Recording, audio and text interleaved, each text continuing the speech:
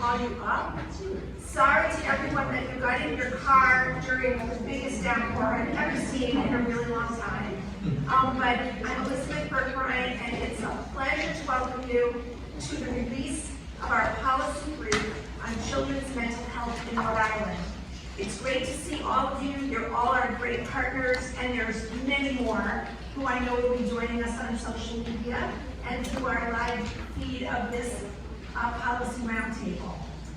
We're really, really excited to work together on this incredibly critical issue of children's mental health.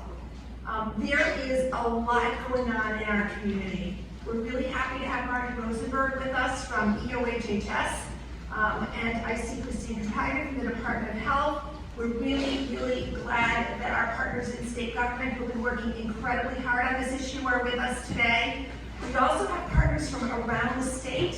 We have youth here from Young Voices, whose voices you will be hearing during this program.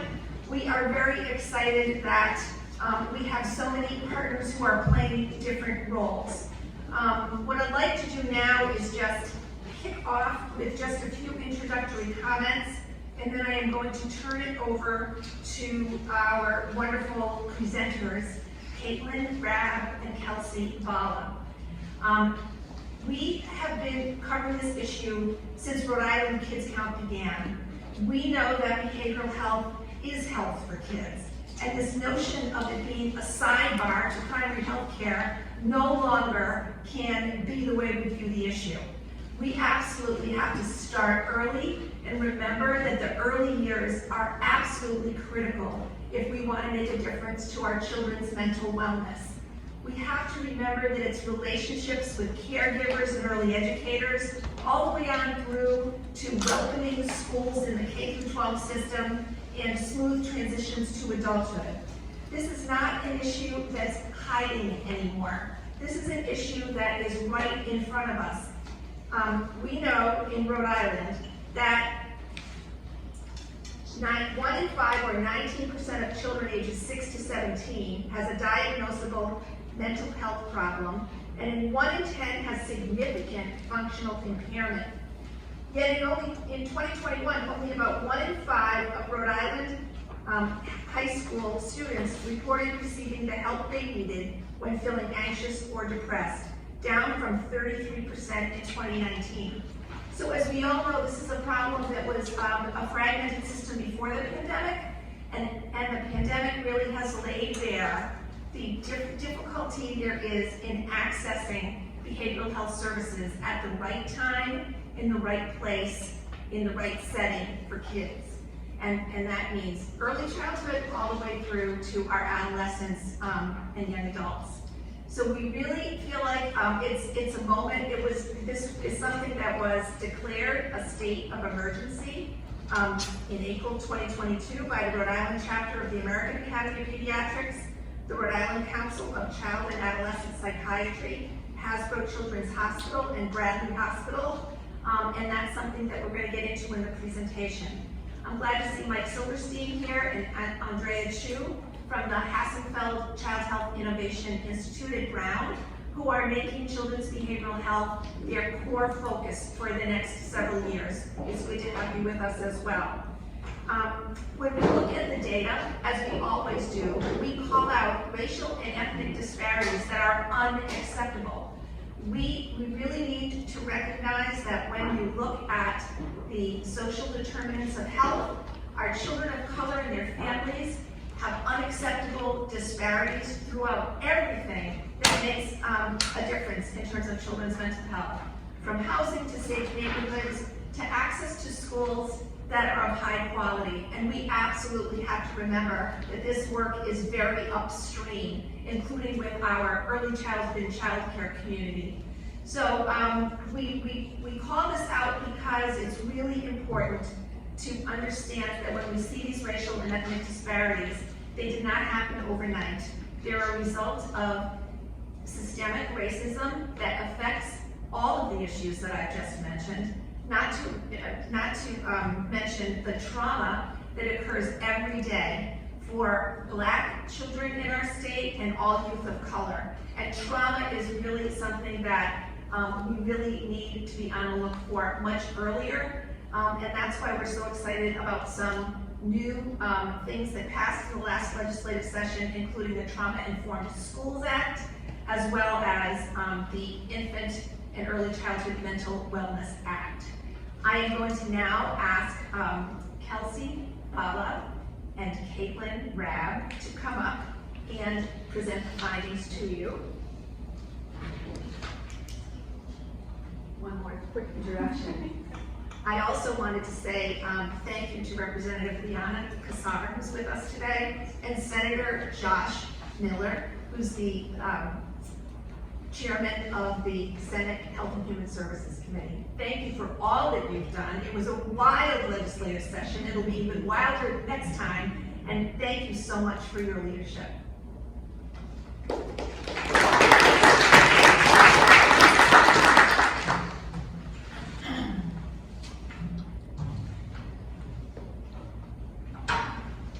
Okay, so before we dive into the presentation, on behalf of the Rhode Kids Count, I would like to thank CBS for their support on this publication that we are releasing today. So as Elizabeth said, I am Caitlin Rabb. And I am Kelsey Bala. And we are going to be presenting highlights from the brief Children's Mental Health in Rhode Island.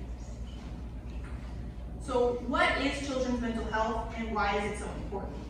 Mental health in childhood and adolescence is defined as reaching expected developmental, cognitive, social, and emotional milestones, and the ability to use effective coping skills.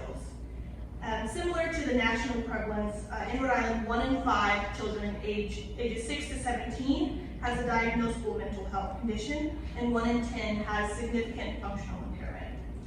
Even though many children have mental health challenges, lots do not get the help that they need. So in 2021, as Elizabeth said, 1 in 5 Rhode Island high school students reported receiving the help that they needed when they were feeling anxious or depressed, which is down from 2019. So that means that 4 out of 5 of our Rhode Island high school students aren't receiving the help that they need. So nationally, children and youth were experiencing mental health challenges before the pandemic, we know this, but since the onset of the pandemic, the number of children experiencing anxiety and depression has increased. Children have experienced many changes and challenges in their daily lives, including school closures and virtual learning, isolation from their peers and caring adults, disruptions in their schedules, economic insecurity, increased stress and uncertainty, and as well as the loss of parents, caregivers, and loved ones. So we're really in a state of emergency. In 2020, the Rhode Island American Academy of Pediatrics, the Rhode Island Council of Child and Adolescent Psychiatry, Hasbro Hospital, and Bradley Hospital declared Rhode Island state of emergency for child and adolescent mental health, as well as they provided some recommendations on how to address this emergency, as you can see here. We also have some recommendations in the brief that we will go through later.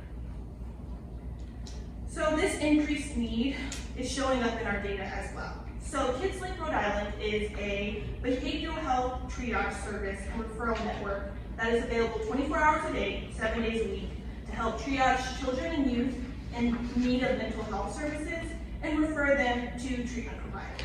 And so this has been a really important and critical resource throughout the COVID-19 pandemic and continues to be important as to support the mental health needs of youth and children. So in FY 2021, there were 9,702 calls to Kids Link Rhode Island, which is twice the number of calls received in 2019, prior to the onset of the pandemic. So the number of calls peaked in FY 2021, but they are remaining higher in FY 2022 than prior to the onset of the pandemic. Great. Thank you so much, Caitlin. So again, KidsLink continues to be a very critical resource, especially as that triage service. Other crisis interventions include Children's Mobile Crisis Response, which was a pilot program started in August of 2020 that was designed to stabilize mental health crises of children and youth in Rhode Island where they are. Youth can be referred by a hospital, by their school, by DCYF, or by self-referral. And then the crisis response team meets the youth again where they are, either in the community or in their home for an evaluation. This is again different from KidsLink because it's not a triage service. It's a response to a crisis that's defined by the person who is calling it in, by the parent, the caregiver, or the child. And it involves a customized stabilization of that crisis where they are at. From August of 2020 to April of 2022, 202 youth with an average age of 13 were served by Children's Mobile Crisis Response. The most common diagnosis was for anxiety or depression, and about 3/4 of youth that continued and completed their crisis response care plan did not need to be hospitalized after that. So this is a critical program to keep running that our children deserve. Those 202 youth were able to receive those services over the course of that pilot, but more youth could have been benefited from those intervention services. So the National Suicide Prevention Lifeline, we've heard a lot of information about. So we just quickly want to highlight, in 2020, Congress implemented that 3-digit dialing code that operates through the National Suicide Prevention Lifeline. So 988 didn't exactly replace the lifeline, it is connected to it as well. That 988 dialing code was created to provide just a more efficient way to access crisis call centers and strengthen and expand that network. On July 16th of 2022, 988 became available nationwide in multiple languages for calls and for texting for English language users. 988 is free, it's 24/7 access, and it's a confidential service that was designed to meet the growing need of a mental health crisis and suicide prevention. Early federal data showed that combined call, text, and chat volumes to the lifeline increased substantially after 988 went live. The combined number of calls, texts, and chats rose by 45% from 2021 to 2022, and even though the call and text volume increased overall, the answer rate actually improved nationally from 67% total to 88% over that same time frame. That means that people who reached out to 988 spent less time waiting on hold for a counselor. State level data does not include chat or text indicators. Again, this one on the graph is national. The state level data doesn't include that chat or text indicator, but we did get our hands on call numbers for Rhode Island. And in Rhode Island, the call volume increased by 30% in 2022. In Rhode Island, I also want to state that 1.9 million in federal funding was allocated to support 988 implementation and that coordination of call centers. Suicidality among Rhode Island high school students, and these charts are from 2015 to 2021. In 2021, you can see 38% of Rhode Island high school students reported feeling sad or hopeless for more than 2 weeks during the past year, and this continues an upward trend. Girls are twice as likely than boys to report feeling these feelings of sad and hopelessness, and LGBTQ students reported higher rates of sadness and hopelessness than their peers. Almost 10% of Rhode Island high school students reported attempting suicide 1 or more times during the past year. In 2020 in Rhode Island, 467 teens ages 13 to 19 were admitted to the emergency department after a suicide attempt. About 3/4 of those were girls. 334 teens were hospitalized after a suicide attempt.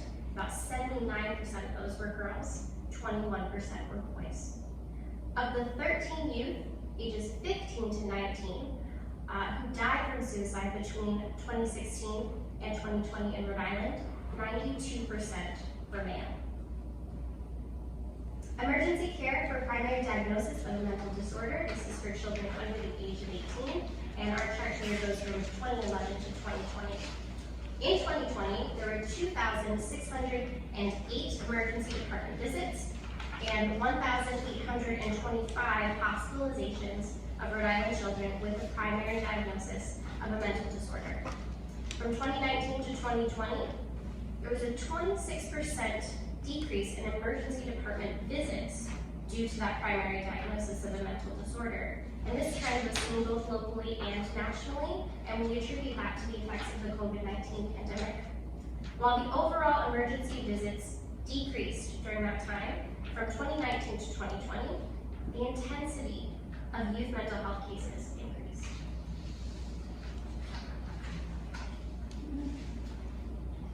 So we know that many youth need mental health care, but cannot or do not access it due to the stigma associated with mental health conditions, insurance barriers and limitations, clinician and provider shortages, and increasingly long wait lists.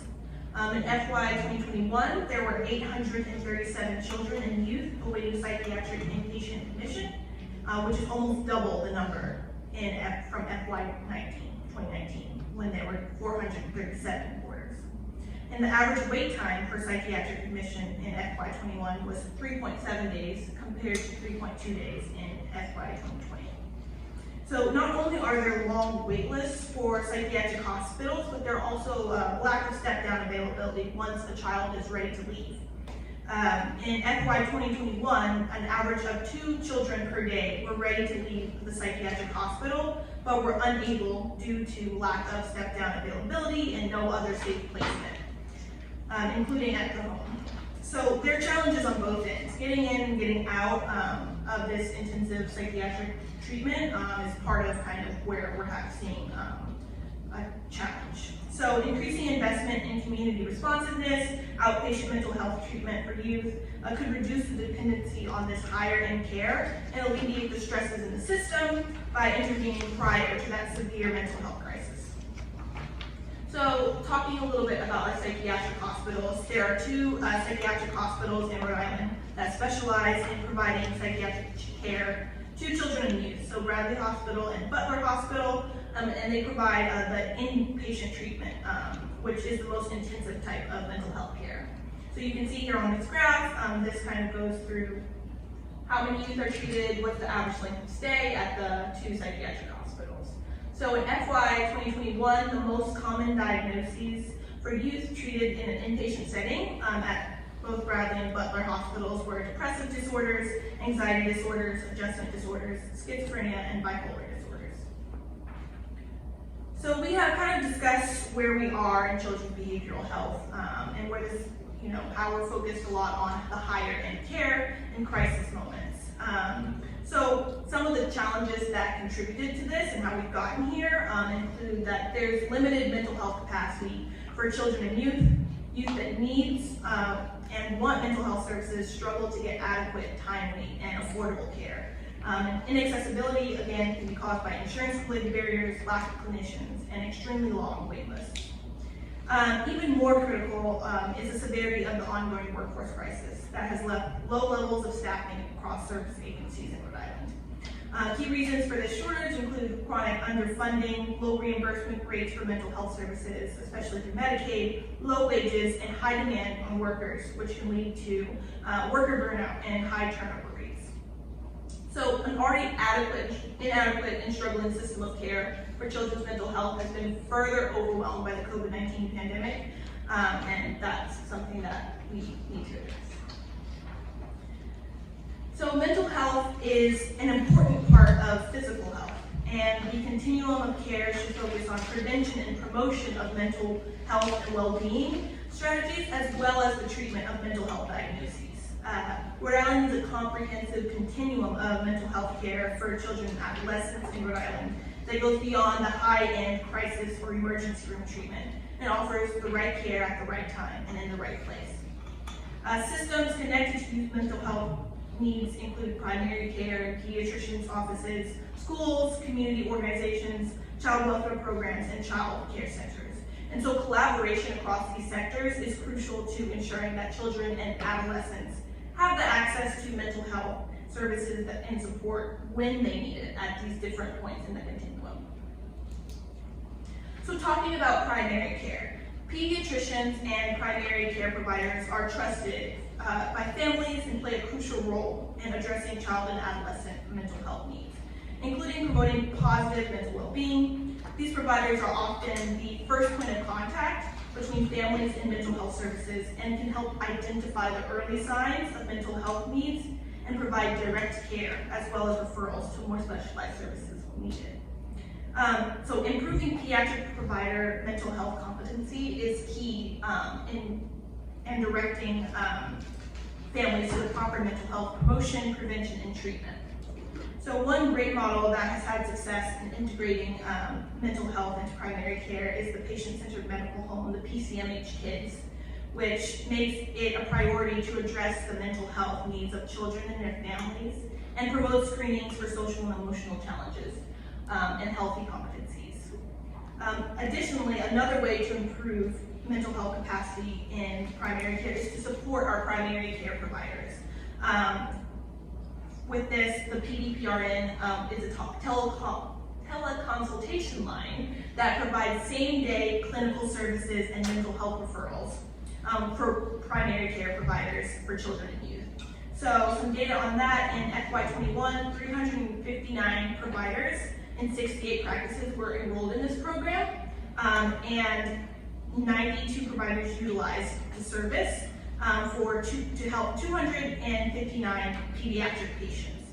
And the most common diagnoses were for anxiety, depression, ADHD, autism spectrum disorder, and the most common reason for using the consultation line was for medication consultation.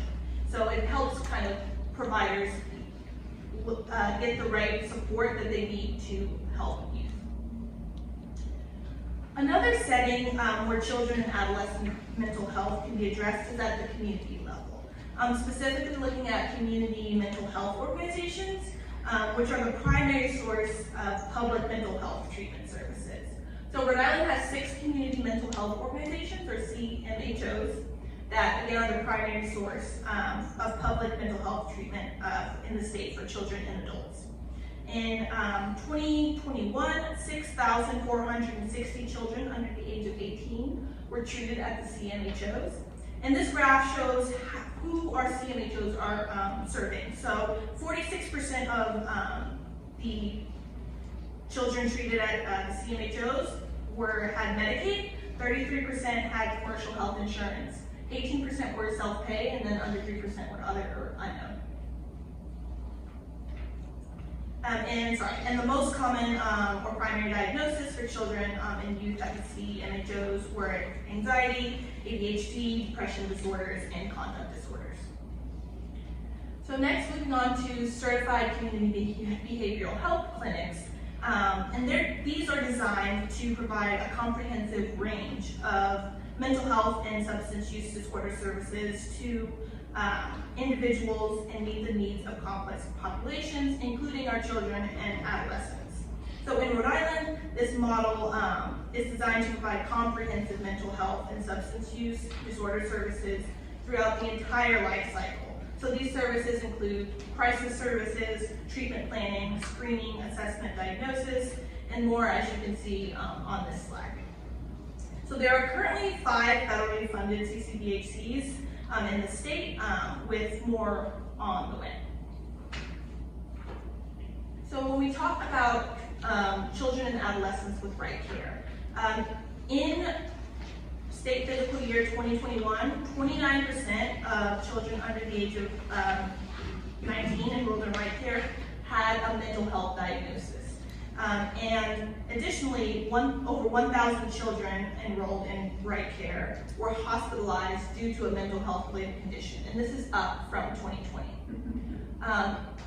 Next, 2,246 children had a mental health related emergency visit. This is down from 2020. But this, lastly, 90% of mental health related emergency department visits for children with right care did not result in a hospitalization. So meaning that this could have been a avoidable emergency department visit. So next we'll just get into some school-based mental health supports. So we know that kids are at school for the majority of their day. They spend a lot of time there, and what happens at school expectedly has an impact on their mental health. This is why a healthy school climate, including school-based mental health resources, school-based mental health professionals, help promote and protect youth mental well-being. And sustaining these positive school experiences can improve the mental health and outcomes for our youth. So one program that we want to highlight is Project Aware, and we'll hear a lot more about that later during our panel. But just wanted to quickly highlight, it's a program designed to increase the capacity for schools to create safe and secure environments that promote mental health for kids at school by providing training among school personnel so that they can better just detect and respond to mental health among all students, and connect those students who may be needing some extra supports, who might have emotional disturbances or serious mental health illness connected to the services that they need. Another program that we want to highlight is the Universal Social Emotional Behavioral Screening. So this is another program that is very useful. So it's an evidence-based practice that it's a method for identifying the presence of protective factors and indicators of well-being, as well as identifying better ways to serve those students who are at risk for developing mental and behavioral health challenges, who might be exhibiting some early signs, early warning signs that we want to catch early enough to help those youth later on. The Trauma-Informed Schools Act passed during the 2022 legislative session, and it requires that all administrators, teachers, and staff in Rhode Island public schools receive trauma-informed training. Now this training will help these teachers, administrators to look just beyond academic performance and consider some underlying causes of behavior, including mental health that's impacted by past trauma. So these trainings include restorative practices, social and emotional learning, and positive disciplinary practices, which are just effective approaches for addressing student trauma and helping create positive student-teacher relationships. We can see that it would improve students' sense of belonging, build healthy, safe school environments, and increase academic outcomes. This act creates a universal approach designed to help students specifically who've experienced trauma. However, these strategies are beneficial for all students, and it will help promote a healthy school climate. Next, we wanted to highlight some student to mental health professional ratios in schools. Beyond promoting mental wellness for all students, schools can also provide intervention and treatment for students with additional mental health needs. School-based mental health services are delivered by trained mental health care professionals who are employed by schools, such as school psychologists, school social workers, school counselors, and nurses. And these mental health professionals can then refer youth to more intensive resources that they may need in the community. Now, the National Association of School Psychologists recommends a ratio of 500 to 700 students per school psychologist. The School Social Work Association of America recommends a ratio of 250 students per social worker. The American School Counselor Association recommends a ratio of 250 students per school counselor. Now, unfortunately, Rhode Island is above the recommended ratio in all categories. During the 2020 school year, for example, there were 67 counselors in Providence Public School District, resulting in a 358 to 1 student to counselor ratio. And that is well over the recommended 250 to 1. Now, there are some risk factors for mental health challenges in childhood, and these include environmental factors like prenatal exposure to toxins, abuse, toxic stress, genetics, and involvement with juvenile justice or child welfare systems at a young age, and adverse childhood experiences, or ACEs.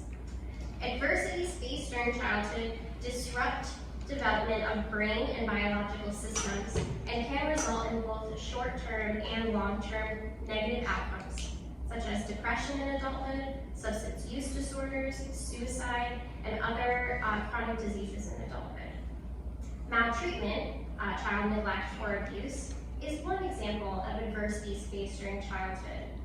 And other ACEs can also include poverty, domestic violence exposure, neighborhood violence, parental mental illness, homelessness, parental substance use disorders, and other forms of trauma that occur during childhood.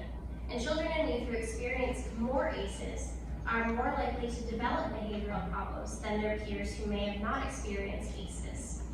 Now, creating culturally responsive family supports, preventing neighborhood violence, strengthening financial security throughout a household, promoting family visiting programs, and cultivating and sustaining strong after-school programming. These are all evidence-based methods for preventing ACEs and lessening their severity if they've already occurred.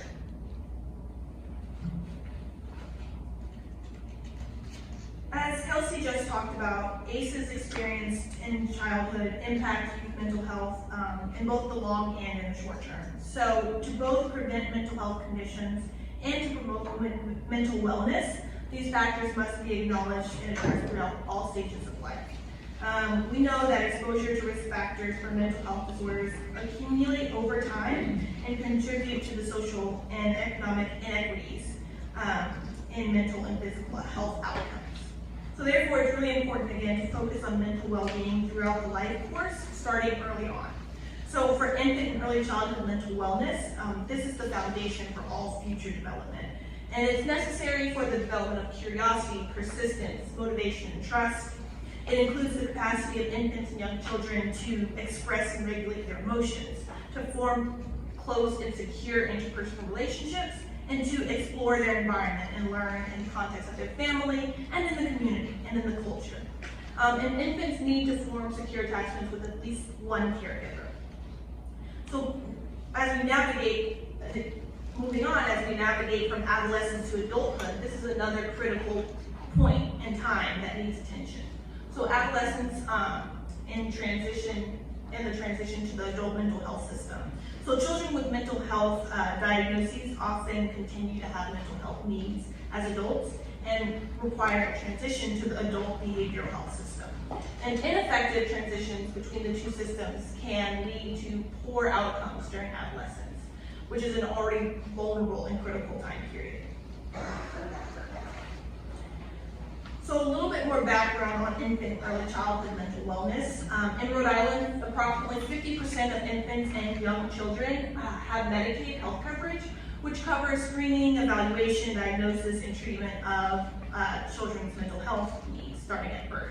However, in 2018, less than 8% of the Medicaid population under 6 received any mental health services. So there's really a disparity between the infants and young children with mental health needs and those who are getting services. So we know that infant and early childhood mental health challenges can be identified using developmentally appropriate tools and can be treated effectively through relationship-based therapies. In 2020, legislation was enacted that required EOHHS to form a task force to develop a plan to promote best practices for screening, assessment, diagnosis, and treatment of mental health conditions for children from birth through age 5 with right care of Medicaid. And these ways to do this include strategies to promote the developmentally appropriate and research-based screening and evaluation tools and effective therapies, as well as a plan to strengthen infant and early childhood mental health skills and knowledge that all providers who work with young children can use, and as well as establish a registry of trained infant and early childhood mental health professionals that can be a resource across these different sectors, whether it's healthcare or education or child welfare or the human service settings, because we know that all of these sectors are important in promoting infant and early childhood mental health. Lastly, and again, address the intergenerational effects of racism and economic insecurity and toxic stress that influence the mental health of parents and caregivers, as well as babies and young children. So now looking at racial and ethnic disparities in mental health. A lot of these risk factors and how ACEs impact mental health, we know that these risk factors are disproportionately impact our youth of color. Disparities in mental health treatment can be attributed to underlying determinants of mental health, including poverty, again, the ACEs, chronic stress, racism, and discrimination. And these disparities span across the treatment of mental health needs as well. So while, again, rates of mental health treatment are low for all youth, youth of color are significantly less likely to receive treatment. And when they do receive treatment, it is more likely to be inadequate due to a lack of diverse and culturally and linguistically competent workforce. Youth of color are also more likely to have their mental health impacted by the pandemic. Again, having more of these COVID-related stressors such as household unemployment, loss of a loved one, and increased isolation. Another population that is at increased risk of mental health conditions are our LGBTQ youth. LGBTQ youth are more likely to have mental health conditions and suicidal ideation than their peers. They were also more disproportionately impacted by the COVID-19 pandemic. Nationally, 62% of gay, lesbian, bisexual youth, 64% of other in question youth reported that their mental health was not good most of the time during the pandemic. So now, compared to that's 30% of heterosexual youth reported that. So now onto this graph that talks about suicidality among youth by sexual orientation. So as you can see here, gay, lesbian, bisexual youth, 76% reported feeling sad or hopeless. 69% of other questioning youth reported feeling sad or hopeless compared to 37% of heterosexual youth. And this spans across different suicidal ideation, so from percent who felt sad or hopeless to the percent who seriously considered attempting suicide, as well as the percent who actually attempted suicide. And within the LGBTQ youth, transgender and non-binary youth have even higher mental health needs than cisgender LGBTQ youth. Nationally, more than half of transgender and non-binary youth seriously considered suicide in the past year, compared to 33% of cisgender LGBTQ youth. And they report worry and concerns about anti-trans legislation that would deny them of gender-affirming medical care. LGBTQ youth also lost access to school-based services during the pandemic, which may have led to increased mental health needs due to the lockdowns and being in environments where they might not have been supported and accepted. I'm loving this tag team. So, as I mentioned earlier, early contact with the juvenile justice system can be a risk factor for mental health challenges. Additionally, youth with mental health needs that go unaddressed often end up in the juvenile justice system. This is due to lack of access to preventative, community-based services and a historic criminalization of mental health needs. The juvenile justice system is not always designed to meet mental health needs. Fortunately, during 2021, about 58% of the 144 youth that were at the training school at some point during that past year reported receiving mental health services for psychiatric diagnoses. Almost half of the female youth who were at the training school at some point during 2021 received services, and about 60% of male youth needed services as well. Now, for youth who are court involved but not incarcerated, the Rhode Island Family Court has integrated the mental health clinic into the family court since 2006. So the mental health clinic provides a variety of evidence-based forensic assessments and consultation to judges and magistrates for court-involved youth. This ranges from kids who are age 8 to about 18, involved with the juvenile justice system or have child welfare petitions. And the mental health clinic sees about 150 youth per year. For children and youth in the child welfare system, children and youth in the child welfare system and youth in foster care in particular have very specific behavioral and mental health needs, and we know this. Some youth require intensive services for mental health needs while in their out-of-home placements and benefit from the care that is often provided by treatment foster care homes or therapeutic foster care homes. These treatment or therapeutic foster care homes are out-of-home placements provided by a foster parent who has specifically received specialized training for caring for children and youth with complex behavioral, emotional, and mental health needs. Treatment foster care is often the more cost-effective option than residential treatment homes and provides the structure and familiarity of a home environment. In Rhode Island, low rates of reimbursement for agencies that provide therapeutic or treatment foster care and provide that specialized training to parents who agree to become therapeutic foster parents limit their ability to provide the resources and supports that these children and families need.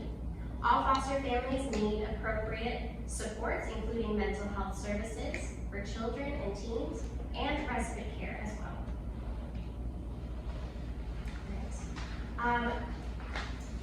Infants under the age of 1 are the more likely age group to experience maltreatment, which can disrupt that child's ability to form positive attachments and are essential for the development of emotional security. As you can see from this chart, there's a sloping decrease from children under the age of 1 who experience maltreatment. In 2017, the Rhode Island Family Court instituted the Safe and Secure Baby Court, which was designed to support new biological parents who may have been in the child welfare juvenile justice systems themselves, have a history of mental health conditions, substance use disorders, or domestic violence exposure. The Safe and Secure Baby Court improves collaboration between the Rhode Island Family Court, the child welfare system, including that child's foster care parent, pediatric and infant mental health supports with providers and other community resources to increase access to services that are designed to help parents build and maintain healthy relationships with their babies. In 2018, Rhode Island established the Voluntary Extension of Care Program, which allows youth who are 18 to 21 who are in foster care the option of extending their services with DCYF. VET helps older youth in care transition to adulthood by supporting them in making life decisions and provides them with housing and other supports. Youth in VET need mental health supports as they transition to adulthood. The Community Services and Behavioral Health Division of DCYF offers parents and legal guardians access to residential treatment for children who are diagnosed with an intellectual disability or serious emotional disturbance without having to relinquish custody to the department. That's very important. Family Care Community Partnerships, or FCCPs, are DCYF's primary prevention resource for the state. They provide wraparound services at home or in the community to serve families who are at risk of becoming involved with DCYF. Children can be referred to FCCPs for a number of reasons, and families can access services through the FCCP without becoming involved with DCYF. Turn it back to you. Yeah, so next we're going to go over some recommendations on how to address children's mental health. So first, looking at prevention strategies to work towards overall mental well-being for kids before mental health challenges occur. So we want to focus on mental health. Can we focus on mental health promotion and prevention in schools and communities? We need to provide families with economic and community supports they need to thrive, so children don't face homelessness, poverty, child neglect and abuse, community violence, and toxic stress that are often precursors to mental health problems.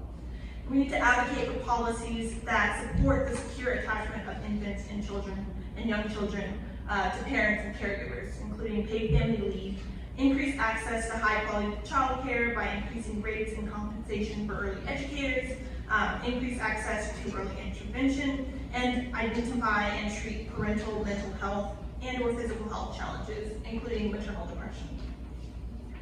Next, looking at some recommendations for our children's mental health system. We need to create and invest in a seamless and coordinated system of behavioral health care that provides the right care at the right time and in the right place. So that supports children as they grow and transition to adults.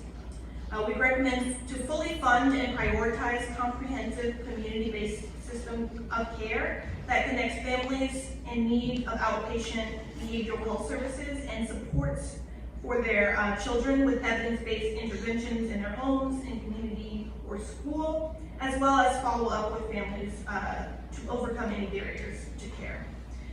We need to increase state funding, including the Medicaid rates, dedicated to ensuring that all families and children from infancy through adolescence can access evidence-based mental health screening, diagnosis, and treatment to appropriately address their mental health needs, with particular emphasis on meeting the needs of under-resourced and marginalized populations.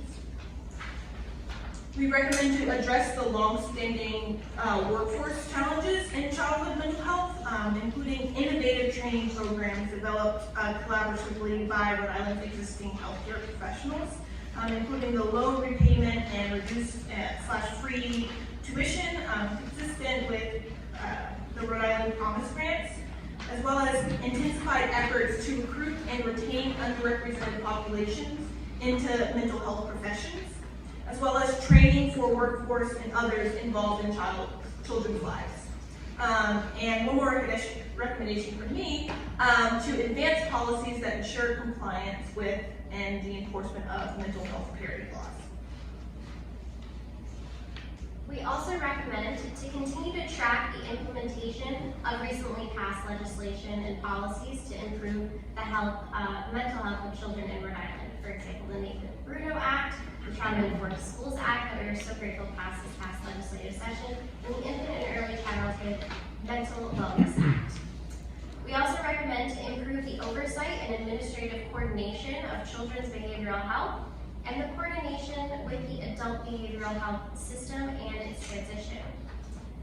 And to increase data collection efforts to track mental health needs of children and youth, for example, ACEs screenings in pediatricians' offices, including screening data to check if children and youth seen in an emergency room for mental health needs had any prior mental health care interventions and in what kind of settings. We also recommend to increase the implementation and sustainable funding of effective models of school-based mental health care and clinical strategies, including a mental health warm line for school staff to be able to access care comparable with the existing PDPRN model for pediatricians, and models for payment such as PCMH Kids, which co-locates mental health providers and pediatric practices. We also recommend to incentivize adoption of effective and financially sustainable models of integrated mental health care, primary care, pediatrics, including clinical strategies and models for payment as well. Address the ongoing challenges of the acute care needs of children and adolescents, including the shortage of beds and emergency room boarding, by expanding access to short-stay stabilization units and community-based response teams. And lastly, address regulatory challenges and improve access and availability to telemedicine to provide mental health care to all populations. And that is all we have for you today for the Data Brief. We thank you so much for being here and listening to our data presentation. We have a wonderful panel coming up, and we will bring Elizabeth back up to introduce our panel and get us started.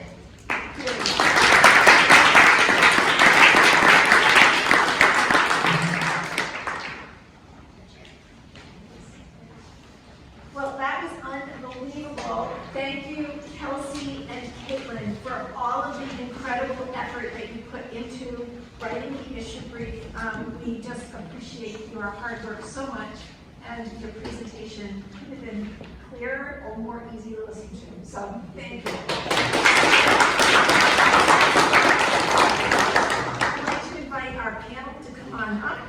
We have Dr. Henry Sachs from Bradley Hospital, Dr. Patricia Flanagan from the Warren Albert Medical School at Brown University, as well as PCMH Kids. We have Gigi Del Bello from Woonsocket Public Schools. And actually, right before Gigi, we have Paris Cooley from Young Voices. Paris, are you with us? Great. Quick question, are we gonna have slides up here? So everyone can see the slides. Oh, no, no, No? slides. No slides? Okay. Yep. Susan Orban from the Washington County Coalition for Children. And Wujudat Balogun from Young Voices as well. And as I said earlier, we have wonderful, wonderful other students from Young Voices as well as Peter Chung. And hopefully they will all join into the discussion afterwards. It's great to have you all here today. Like I said earlier, you all started walking here or getting into your cars during a magnificent downpour. You're looking cool, safe, and dry right now, which is great. We are really excited to get your perspective as we jump into our panel discussion. So, Henry Sachs, I'm going to start with you. We heard about the incredible wait for beds at Bradley Hospital. We know that you are a leader that really looks at the whole system. In fact, I've heard you say you want to put yourself out of business, which is always a good thing to hear. Is there anything that stood out to you that you'd like to reflect on as we jumpstart our panel? What surprised you the most or resonated with you the most? You know, I don't think anything that was said there surprised me. We live it every day, so we're pretty involved with what's been happening in the data. I think in the presentation, if I was going to capture what resonated the most, I don't think anyone used this term, but I think when you put it all together, you sort of see this as the idea that what we need to be thinking about now is probably a more holistic approach than we've had in the past. On this, we've had a very siloed approach, what the schools do, what mental health providers do, what early childhood people do, literally different vocabularies, different funding sources. And I think that, you know, what was sort of suggested here in the recommendations was this idea of a more bringing it all together and working together in a more coordinated fashion to do that, which is great. The other thing that didn't surprise me, but I was glad was put in there was the transitions to adult part, because I think that is, you know, while we have great challenges in the child behavioral health world, for the children with very significant needs, the transition to the adult world is even more challenging than what it is on the child side. There's less resources for that group in general, and support for those, especially those on the autism and developmental disability side, are tremendously lacking in the state at this point. So I was glad to see that too. Great, well, we'll just go around with sort of your quick reaction, what stood out the most to you, and we'll go to Dr. Pat Flanagan. Yeah, thank you. First of all, thanks for this brief and what an amazing presentation, so really great job. I think I am struck more and more listening to this presentation.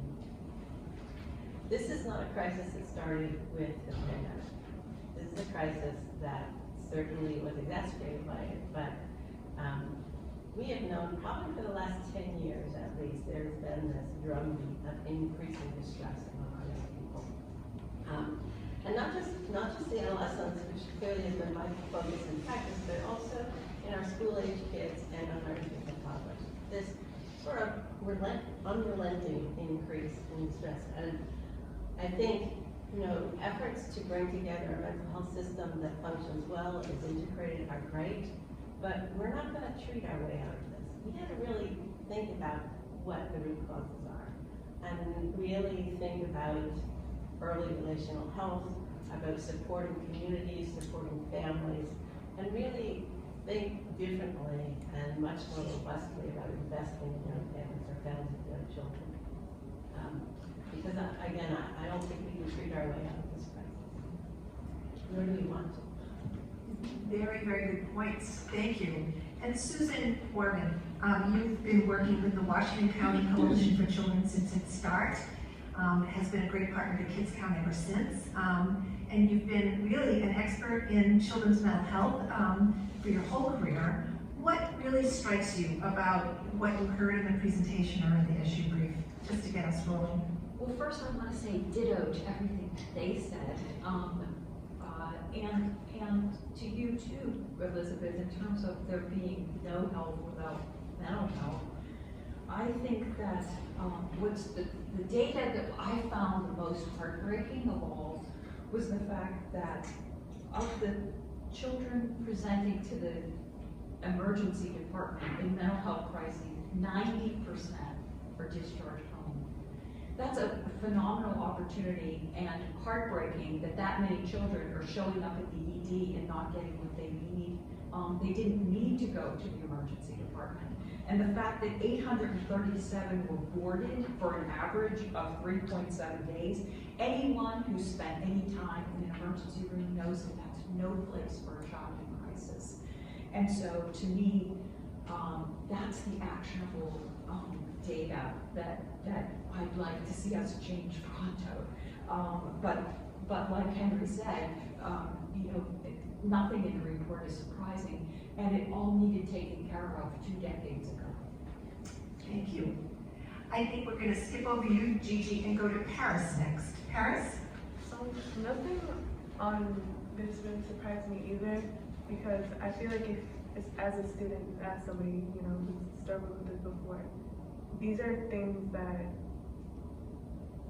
we shouldn't be used to, but I feel like a lot of students are used to just hearing this type of information from their peers alone, or dealing with it on their own, and even on like social media and things like that. Like, people are more open than you think about these things, and so all of the information on here was just kind of reflecting what I hear in school and what I see in school and what I've experienced myself. And it's really sad that we even have to almost be used to something like this. Excellent point. And back to Gigi. Oh, thanks. I've been thinking a couple things. I read this last night, made a lot of notes, and then I just tried to sit and listen, sit with it. And I kept thinking of strategies that we teach in schools to take a deep breath. In my mind, I'm thinking of the stories to go along with the data. So I guess I want to lead by just saying the phrase that a colleague of mine has been tossing around. It's from a rap song, and it's upset the setup. So as I'm thinking about this, I'm thinking about all the systems and structures that are set up to perpetuate these things, and that data is really important. I appreciate your data. We've been using Kids Count data in all the jobs I've had to really get a deeper picture, sharing it with students and having them reflect. But extraordinary times call for us to approach this problem in extraordinary ways, and to look at empowering young people to be a part of the solution, not add weight to their shoulders, but give them the skills that they need to kind of think about how they can support each other, and for instance, Narcan training for youth. And then the other thing that I was struck by was there's a lot of language in the report that talks about healthy schools, and our schools are really not healthy right now. And the adults in the schools are not healthy either. And so that phrase, when you're on an airplane, that talks about putting your mask on first, I kept thinking about that. So we need to support the adults, we need to support the young people, but we also need to include the young people in the solutions. And so I can talk more about that as we continue discussing, but those were some things that were on my mind. Really, really good points, Gigi. And when you say educators, it's all educators, including early childhood educators, where they are underappreciated and underpaid and facing incredible mental health crises themselves because of the underinvestment. So thank you for all of those comments. And now I'd like to turn it over to Wajuda. It's good to see you. She is a poet in addition to being a student at Classical High School. She had her poem published in the Rhode Island Kids Count 2022 fact book. So we have a poet in our midst. So usually, you know, let me just start with, like, the data did not surprise me, of course, because, you know, after the pandemic hit, you know, students, youth like me, you know, we weren't able to connect with other youth, and that, like, missing social part of our lives, it holds a big impact. Because like the data says, we spend most of our hours in school, and so the impact of COVID is students without school.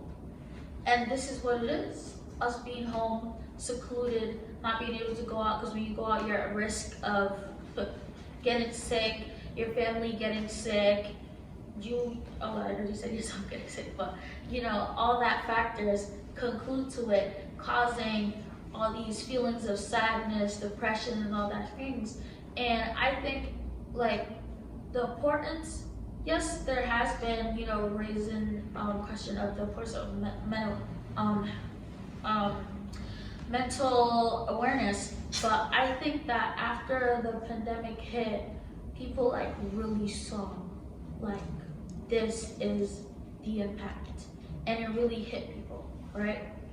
But then the question raises is, where do we go from there? And this is where it starts. This is where it starts.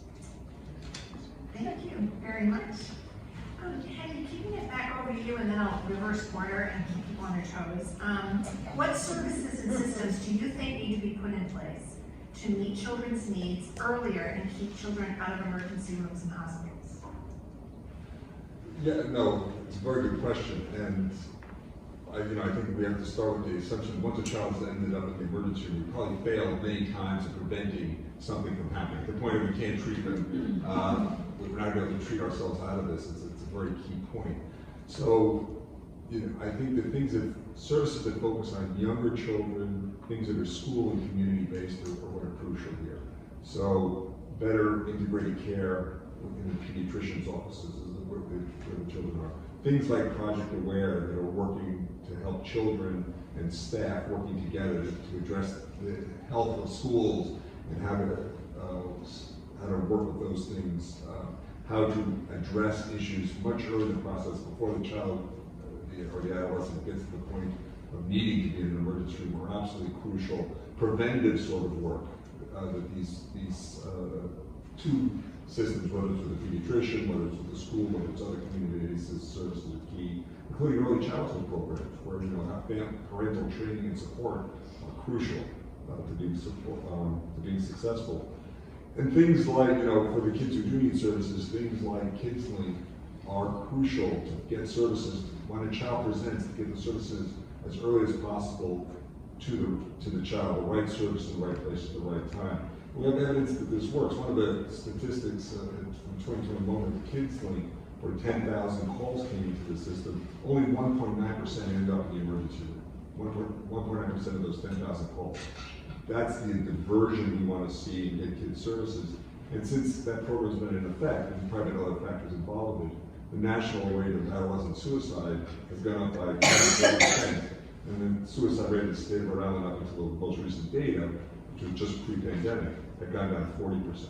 So getting service, so doing as much preventive work as possible is crucial. And then for those who need services, identifying their needs early and getting them into that is crucial to prevent escalation to the point of acting on suicidal impulses and things of that nature. Thank you for that comprehensive answer. Gigi, I'd like to turn to you. Henry mentioned Project Aware. I know you are heading that up at Woonsocket School District. That it involves mental health first aid with students, et cetera. What impact are you seeing as a result of Project Aware? There could be lessons learned for other school districts, maybe about to hopefully spend some ESSER dollars on this incredibly important issue. What do you say about Project Aware? So let me just clarify, Project Aware is a federal grant through SAMHSA, and there are 6 districts in Rhode Island that have Project Aware. Woonsocket, Pawtucket, and Providence started. We're in our 5th year in Woonsocket, the last of 5 years. And Cranston, Westerly, and West Warwick have come on during their 2nd year. We're excited in Woonsocket and in Providence and Pawtucket because Bradley has become the lead of another 5 years of Project Aware grant, so we'll be continuing to work in Woonsocket under the Bradley grant.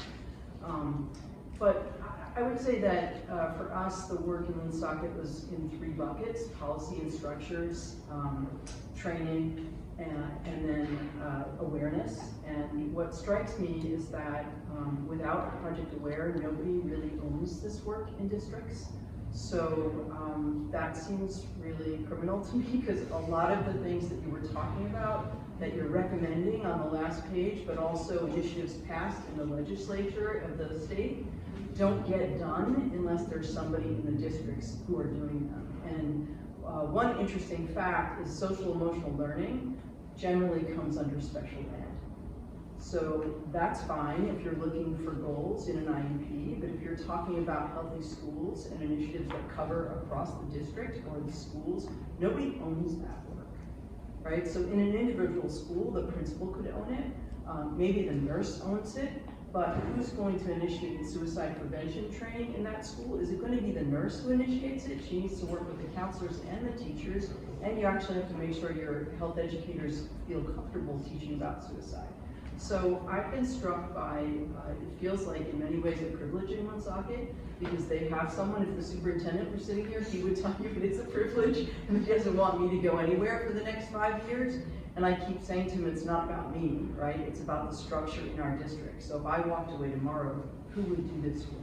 We gotta change the structures so that it's built into the work. So one piece, Elizabeth, that we're seeing that's made a huge difference in Woonsocket is that we trained our young people in teen mental health first aid. So we were the first public school district in the state, and I kind of hate it when people talk like that, but I'm gonna own it because it's been really important for us. You have to have at least 10% of your adults trained in youth mental health first aid before you can train young people to do that. And so we've trained a small number to begin with, but we have a system in place to train all of our 10th graders and all of our peer mentors, and to kick it out even more so. And I just showed a small video, a 7-minute video of our young people talking about the impact of that training on their lives and on their school experience.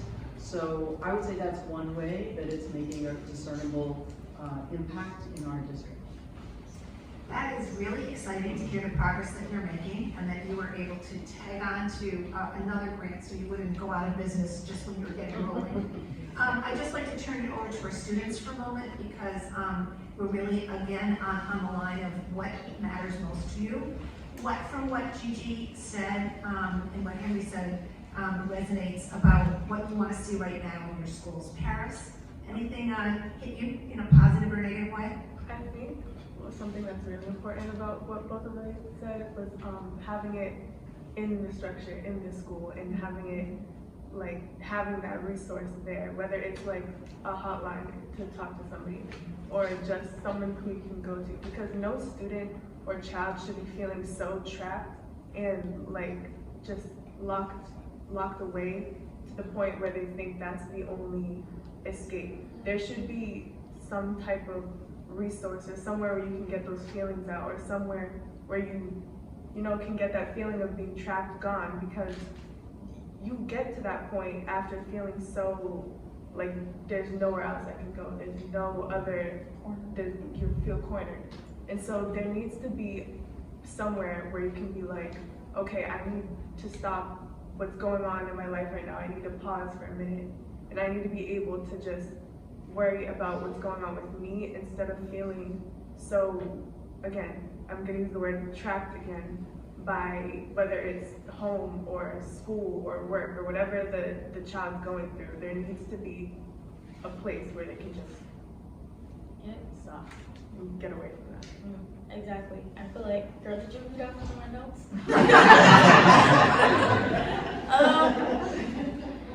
Yeah, so I was definitely writing that. I was also talking about like one-on-one.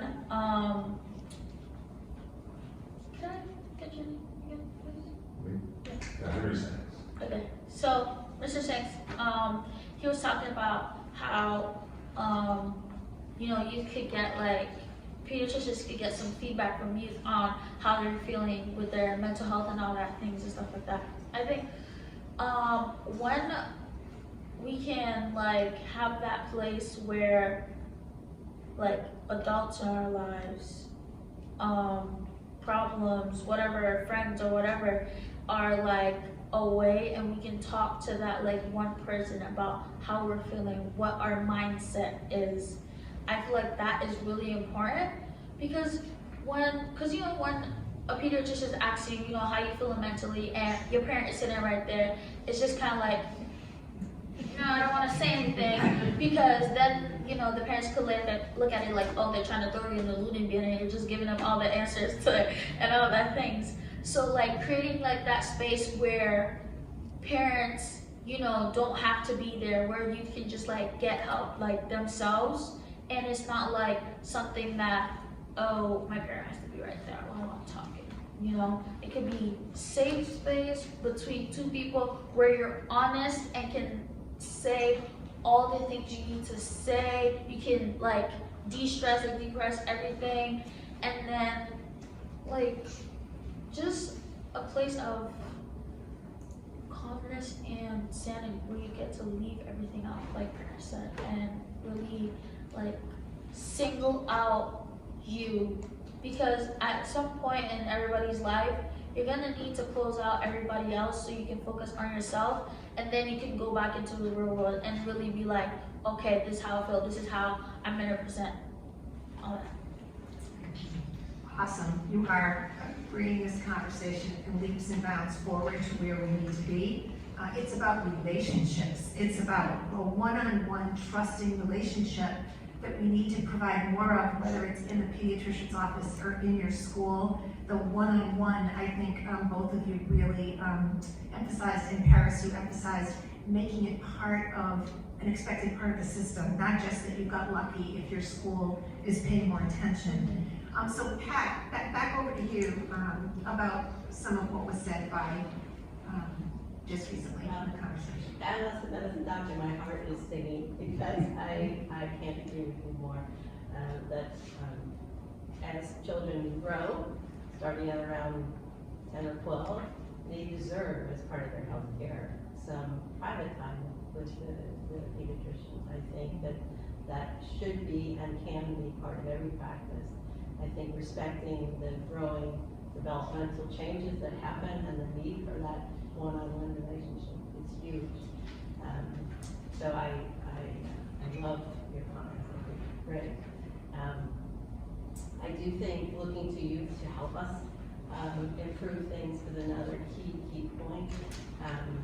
You know, whether it's co-designing visits or co-designing conversations, I think that's another potential place where we can really learn a lot and share a lot, both with families and specifically with young people talking about adolescent behavioral health.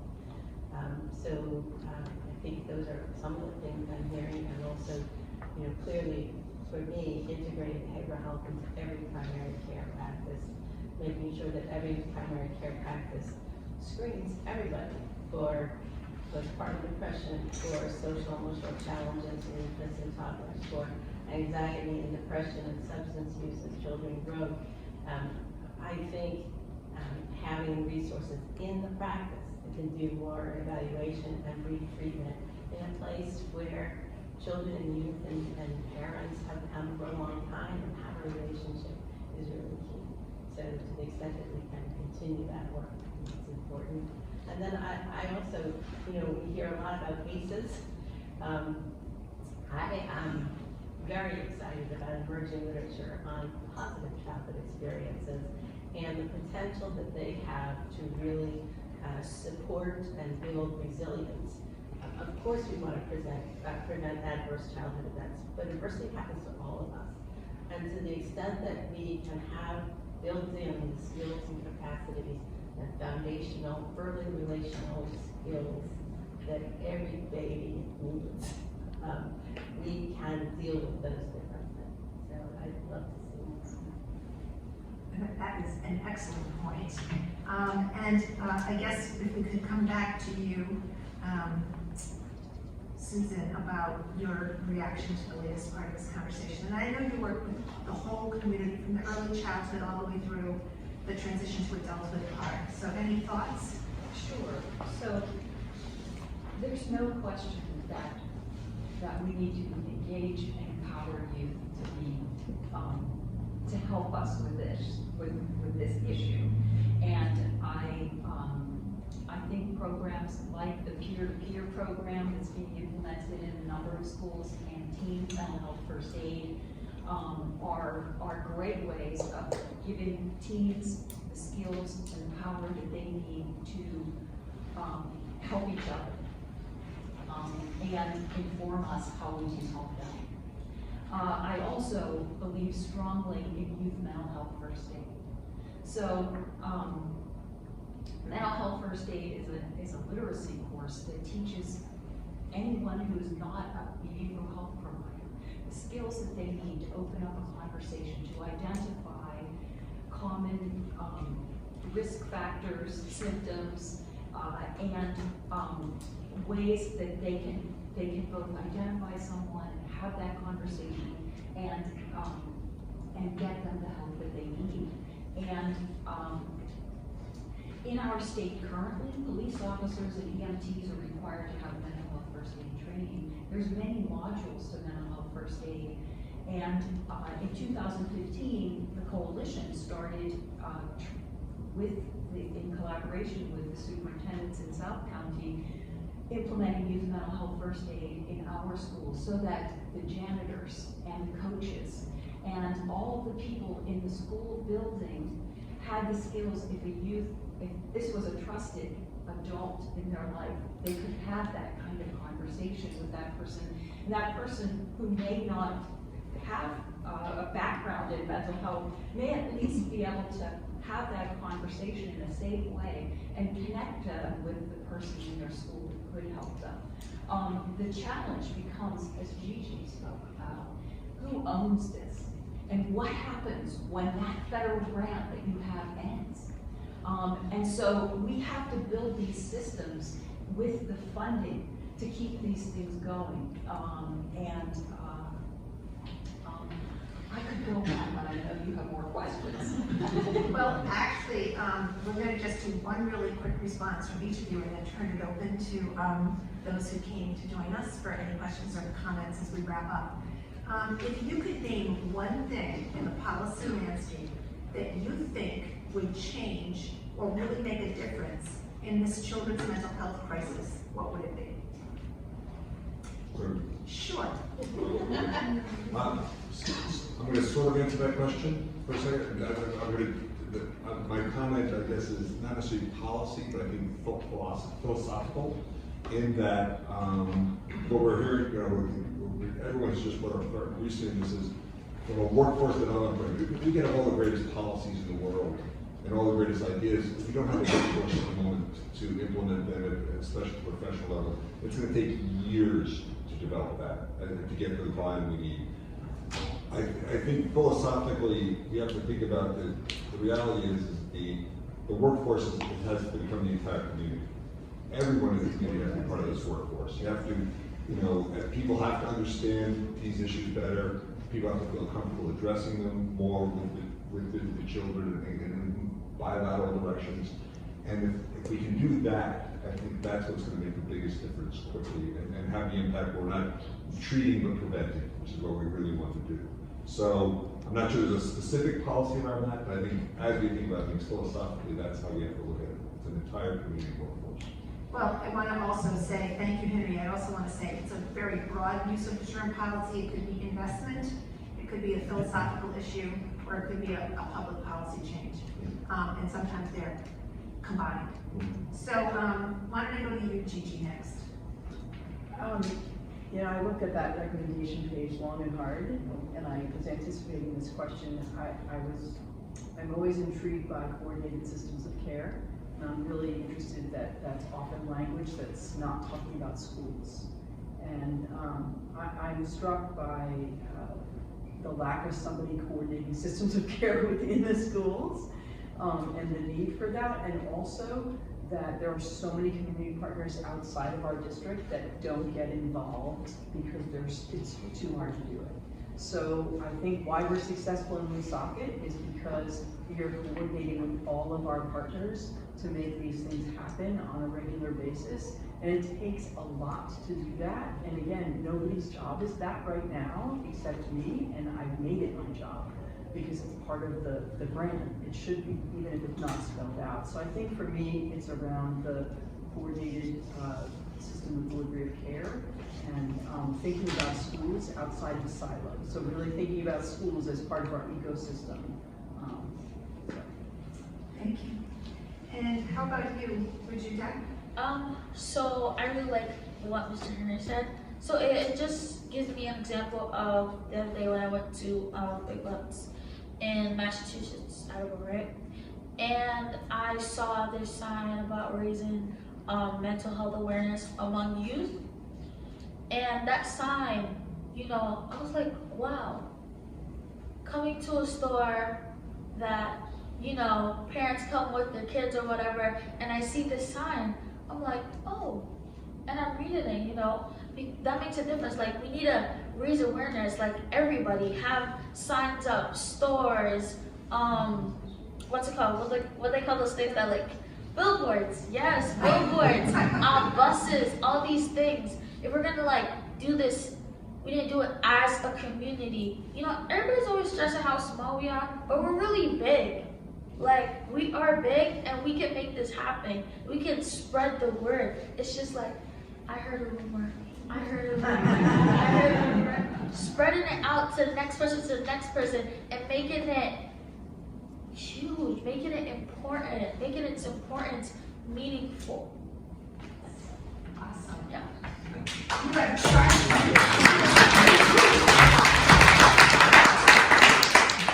Packed.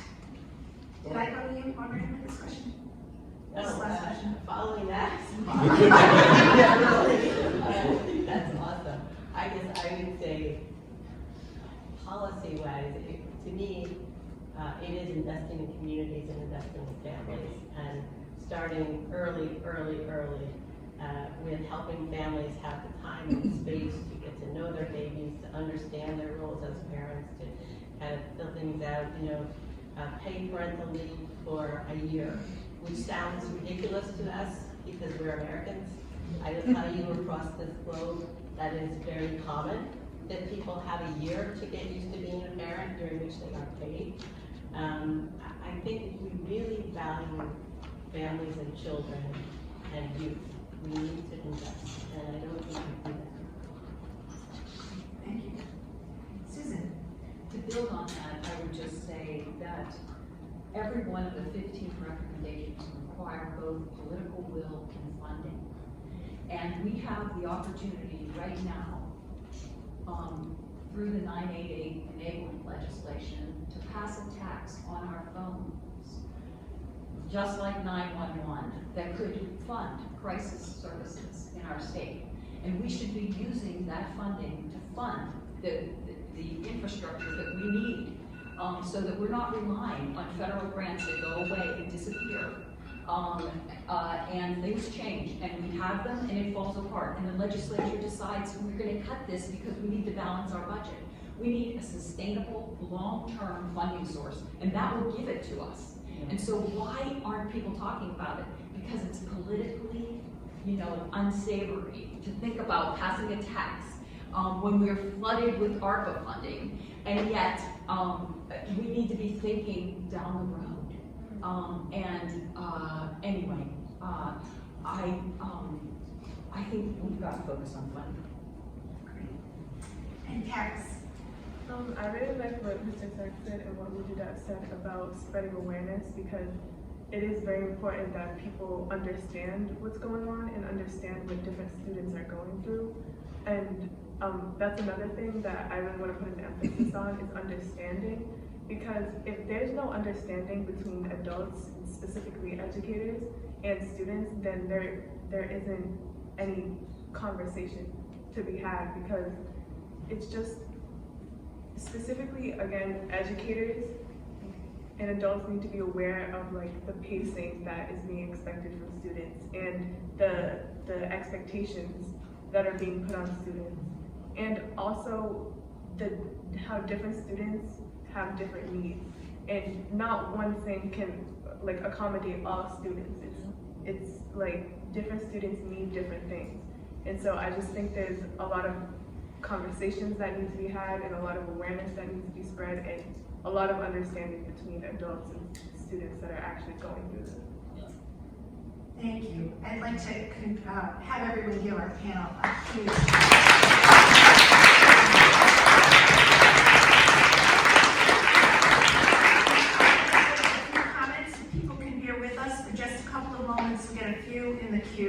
I'd also like to thank again Caitlin Rad and Kelsey Bala for the amazing work on the issue brief.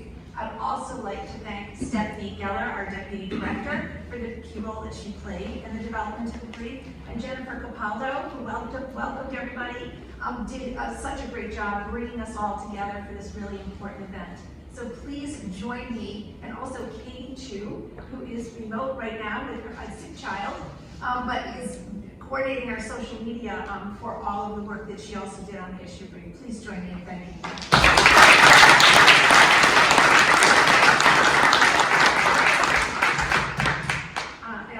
Recognize that Kevin O'Coin, Director of GCYF, is here. Thank you for being with us as well. Kevin. So, anyone want to go jump in? Anybody want to say a few words? Or yes, and if you could, please introduce yourself. We're so glad you're here. Hi, my name's Anini. I'm part of Young Voices, and for starters, one of the things that really stood out to me and I think is really important is mental health awareness, because mental health is so real. But I do really think that there's a lack of support, and I think that there's a lack of support for everybody. I think that parents and educators, like school staff, need to be supported for starters, so that they're able to support us. So when they're told things when they're explained mental health, they have support as well, because a lot of the things that I see is like my own teachers have things of their own that are like, mental health is real. They go through mental health too, but that because it's not brought to awareness, everybody just has to just keep pushing through, and it doesn't create a healthy environment in the school. And about what Gigi said, whose job is it for them to do this? And for funding, that's also a big role. There's already like guidance counselors, I guess, but I think that there's still lack of support.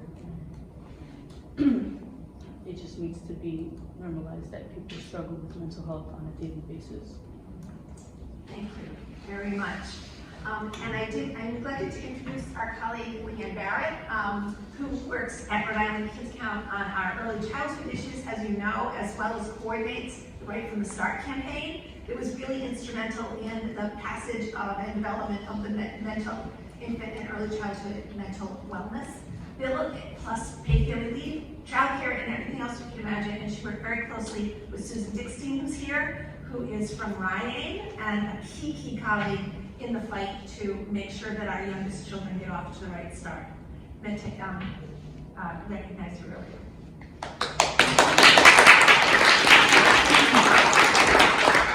Marty? Thanks. If you can introduce yourself. Marty Rosenberg, I'm the Director of Policy Planning and Research for the Executive Office of Health and Human Services, and I'm actually here today for Secretary Novaj, who wished that she could be here but couldn't. So it was great to read the brief and to hear the great presentation and the fabulous discussion. I'm really pleased for once to be able to say that the state is actually doing some of these things. We are making strides, and I don't want to take over and make a long list, but as I was writing my list of things, there are about close to $75 million worth of investments that are being made from the state, from a variety of different sources of dollars, mostly over 2 years, with another $5 million that lasts for 4 years. I'll just be brief, but Mobile Crisis program is going to be announced by the end of this month. Expansion of the service array for kids, expansion of the care management, the FCCPs that were mentioned for kids, prevention dollars for family home visiting, prevention for opioid use disorder for kids in schools and kids out of school. We got the SAMHSA grant that's going to create a community-based intensive service along with more Mobile Crisis. Money for pediatric supports through last year, coming right out of COVID, and now a total of $15 million for pediatrician for support. Money for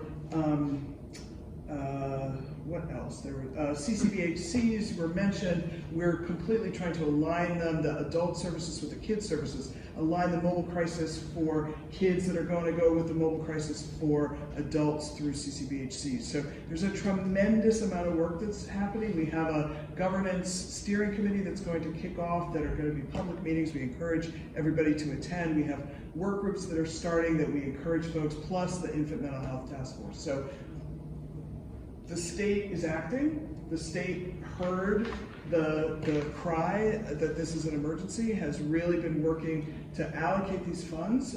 They're not all out yet, but we are working every day to make sure that they get out.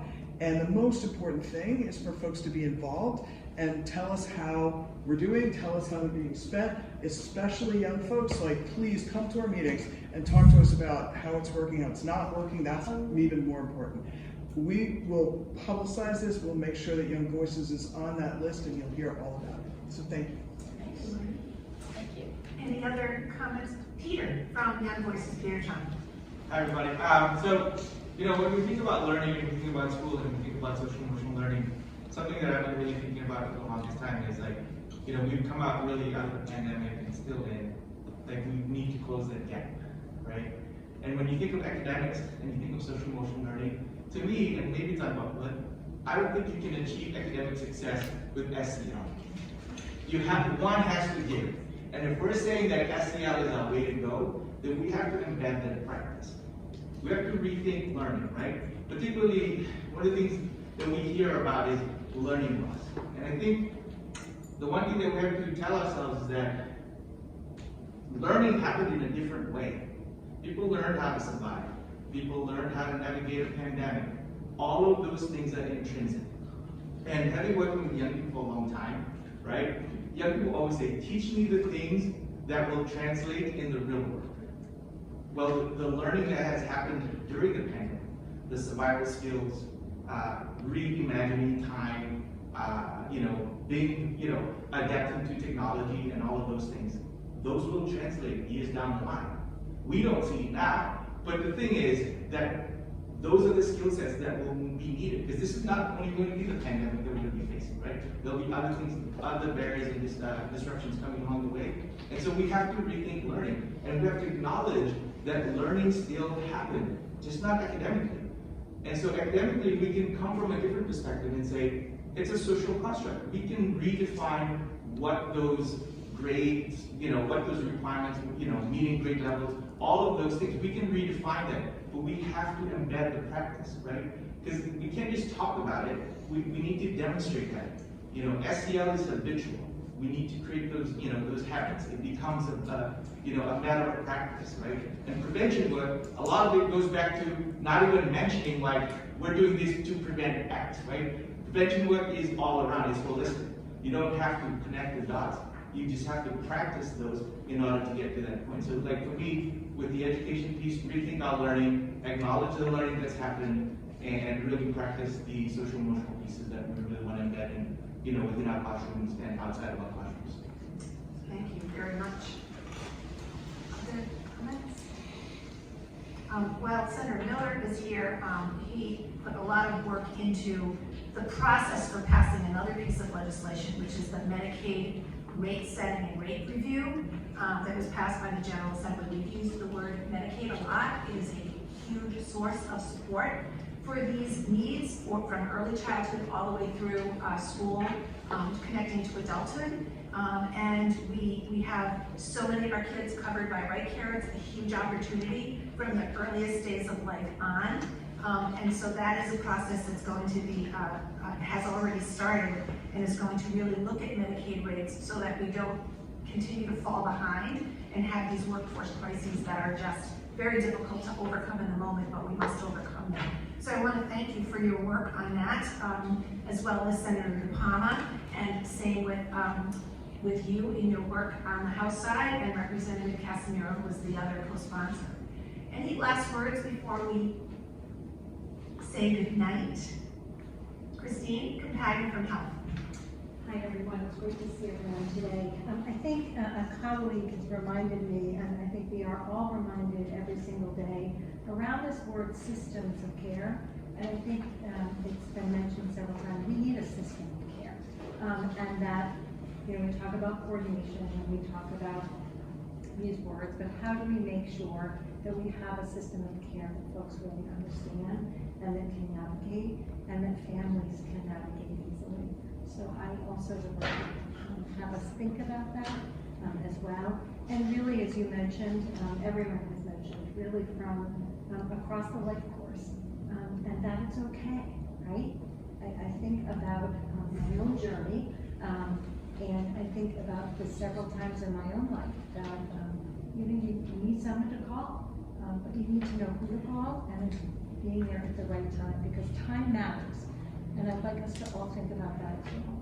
Every day matters for our kids and our families. So with that. Oh, I was gonna say that's a perfect way to end, because it is so true, time matters and our kids can't wait. So key, but I guess I would add to that we need a functioning system of care, absolutely. But we need a public health approach, because we absolutely need to make this beyond the system of providers. It has to be all of us.